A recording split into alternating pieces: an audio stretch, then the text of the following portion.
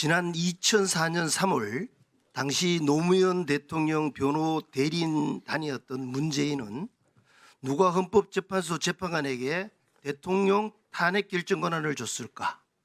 국민이 헌법재판관을 선출한 건도 아닌데 국민이 선출한 대통령을 탄핵할 수 있는 권한의 정당성이 어디에 있을까라고 자신의 책 운명에서 헌재를 비판한 적이 있습니다. 혹시 보신 적 있나요? 네, 뭐 그 책에 그런 내용이 있다는 건 압니다만 제가 직접 들어본 적은 없습니다. 그 이후에 문재인 전 대통령은 취임하자마자 헌법재판관 자격을 법관으로 한정한 헌법 조항을 삭제하는 개헌안을 낸 적이 있습니다. 알고 계시죠? 네, 그 당시 2007년에 검토했었던 개헌은 국회의원 선거 일과를 일정을 맞추는 쪽에 네. 원포인트 쪽에 역점이 있었기 때문에 제가 자세히 알지는 못합니다. 선거를 통해 선출되지 않은 권력이 된 헌재를 이대로 둬서는 안 된다라고 문재인 전 대통령이 주장을 했습니다. 이거에 대해서는 어떻게 생각하십니까? 그렇기 때문에 헌법재판관에 대해서 권한대행이 임명하는 것에 대해서 굉장히 여러 가지 그 학설이 있고 또 그러한 민주적 정당성을 보충하기 위해서 예를 들면 국회가 선출하는 그러한 분에 대해서도 국회에서 이제까지 한 번도 여야 합의를 거치지 않고 선출을 한 적이 없고 또 대통령이 임명권을 행사하도록 하는 그런 권한을 줌으로써 대통령이 가지고 있는 민주적 정당성과 우리 국회가 가지고 있는 민주적 정당성을 합쳐서 그런 민주적 정당성을 직접 가지고 있는 그러나 굉장히 우리나라 헌법상 중요한 역할을 하고 있는 헌법재판관에 대한 민주적 정당성을 보완해주는 그러한 제도를 지금 우리가 가지고 있다. 그렇게 생각합니다. 최근에 윤석열 대통령에 대한 방어권 침해 논란이 끊임없이 나오면서 일제시대 재판보다도 못하다라는 현직 검사장의 날선 비판도 있었습니다. 헌재 탄핵 심리에서 증인들의 증언이 엇갈리는 것은 물론이고 유일한 물증으로 불리던 홍장원 전 국정원 1차장의 메모마저도 원본이 사라졌고 사본마저도 신빙성을 의심받고 있습니다. 총리님, 이것만으로도 헌법재판소 심리 중점 중의 하나인 정치인 체포 지시 여부는 이미 그 신빙성을 상실했다고 봐야 된다고 생각을 하는데 총리님의 생각은 어떻습니까? 제가 그런 사법 절차가 진행 중인 것에 대해서 총리로서 언급하는 것은 좀 적절치 않다고 생각합니다. 그러나 국무총리로서 걱정을 하는 것은 이러한 모든 절차가 정말 공정하고 그리고 적법 절차를 따르고 그리고 투명하다는 그러한 좀 국민적인 그러한 그 컨센서스를 얻어야 이 결과에 대해서 정말 모두가 수용하지 않겠냐. 그렇지 않다면 우리의 전체적인 이런 정치적 상황이나 또 우리가 지금 이러한 최근에 이러한 여러 가지 문제 때문에 겪고 있는 경제적인 문제라든지 대외적인 신인도의 문제라든지 이런 문제들이 그렇게 잘 해결될 것 같지가 않다 하는 것에 대해서 정말 심대하게 걱정하고 정말 마음 무겁게 그렇게 생각하고 있습니다. 현재 진행되고 있는 그 탄핵 심판이 대상이 대통령이지 않습니까? 단심제 헌법재판에서 5심의 그 치명성은 아주 크다고 합니다. 생각이 됩니다. 그것도 대통령이라면 더 크다고 생각하는데 총리께서는 어떻게 생각하십니까? 저는 그런 결과가 5심으로 나오리라고는 정말 믿고 싶지 않습니다. 너무나 중요한 그러한 그 재판이고 또 우리 국민들 모두가 영향을 받고 또 대한민국이 전 세계적으로 영향을 받는 그러한 재판이기 때문에 저는 우리 헌재가 그러한 모든 것을 잘 감안해서 우리 국민적 통합이 이루어지는 쪽으로 그렇게 해주시기를 정말 간곡히 기대하고 있습니다. 또 그렇게 하리라고 믿습니다. 그런데 대통령의 비상계엄 선포를 둘러싼 속임수 탄핵 소추안 통과, 그다음에 여러 가지 논란들 이 자체로서 헌법재판소의 신뢰성은 붕괴되어 가고 있습니다. 특히 민주당 의원들이 계엄 핵심 당사자들 수사 전에 접촉을 한 문제, 개인 채널을 통해 공개한 문제, 등을 통해서 핵심 관계자들의 증언을 오염을 시켰습니다.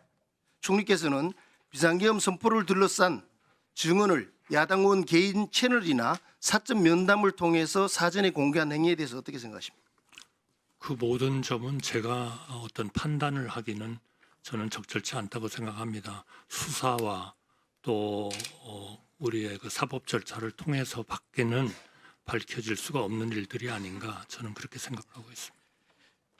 비상계엄을 통해서 대통령은 자신의 배타적인 고유 권한을 행사했고 그에 대해 국회가 온전히 통제권을 행사했는데 그러한 고도의 정치 행위에 대해서 사법부가 사후적으로 그 잘잘못을 따지는 것은 사법권의 한계를 넘는 것으로 보인다는 의견들이 많습니다. 여기에 대해서는 어떻게 생각하십니까? 이것도 결국은 사법적 절차를 통해서 결론이 날 수밖에 없다 그렇게 생각합니다. 많은 이론들이 있는 것은 저도 언론을 통해서 보고 있습니다. 국민이 직접 선출하지 않은 헌법재판소가 국민이 직접 뽑은 대통령을 파면하라고 할 때에는 직무와 관련이 없는 대통령의 중범죄 행위나 비행에 한정해야 한다고 보는데 어떻게 생각하십니까? 저는 그런 모든 것들을 감안한 현재의 헌법이 만들어졌을 것으로 그렇게 생각하고 또 우리 헌법재판소법이나 이런 모든 것들이 그런 거를 염두에 두고 만들어졌다 이렇게 믿고 있고요. 중요한 것은 헌법재판소와 헌법재판관님들의 이러한 역할은 헌법에 대해서 견제를 하고 입법에 대해서 견제를 하고 또 고위 공무원들의 업무 수행에 있어서의 이런 위법, 헌법과 법률의 위반 사항을 제대로 다루고 하는 그러한 기관이기 때문에 정말 우리나라로서는 중요한 기관이다 이렇게 생각을 하고요. 그것 때문에 항상 대행이 그런 거를 모든 거를 할 수 있는 거냐 대통령 대신 하는 데 대해서 끊임없는 그런 이론적 그 차이와 공박이 있다. 저는 그렇게 생각하고 있습니다. 예, 마무리 주세요. 지난 36년 동안 헌법재판소는 1206건의 법률 조항을 위헌이라고 판단을 했습니다. 만일 위헌이라는 이유만으로 처벌을 해야 한다면 위헌적 법률을 제정한 국회의원도 처벌해야 할 것입니다. 심지어 국회는 위헌성이 있는 법률 조항을 개정하라는 헌법재판소의 명령에도 가끔 이행하지 않습니다. 이러한 재반 문제점들, 지적들에 대해서 오늘 총리님 마지막 나오실 기회인 것 같은데 전반적인 소회를 한번 말씀해 주십시오. 제가 이런 문제에 대해서 단언적으로 말씀을 드릴 수는 없다고 생각합니다. 저희 잠깐 제가 그 13일 동안 권한대행을 할 때에도 권한대행으로서 해야 할 하나의 기본적인 방향은 뭐냐 이렇게 봤을 때 우리는 헌법과 법률과 그리고 대한민국의 미래를 보고 모든 판단을 해야 할 일은 판단을 해야 된다 이렇게 믿었습니다. 마찬가지로 이런 모든 조항들은 결국 우리 헌법과 법률과 그리고 공정과 상식과 국민의 눈높이와 이런 것들에 따라서 결정이 되어야 한다 그렇게 믿고 있고 또 우리 정말 우수한 우리의 국민들 또 우리 국회의원님들 모두가 그런 거를 위해서 그런 결론이 날 수 있도록 힘을 합치고 또 최근에 보이는 그런 과도한 이런